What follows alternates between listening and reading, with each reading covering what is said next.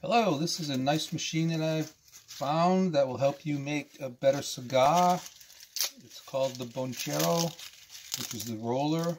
You simply would take your raw tobacco, purchased in many places on the internet, roll it into your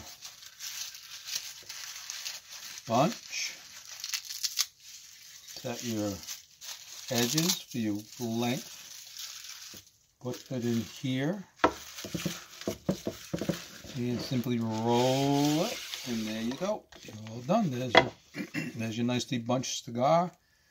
You would add a little glue to the end, and done. From there, it would go into your press. And if you don't have a press, which some people don't because they are rather expensive, you can simply take this and leave it in here by drawing it tightly and then placing something on it to hold it. And it will hold it and set it. And then from there you would go to your finished wrapper.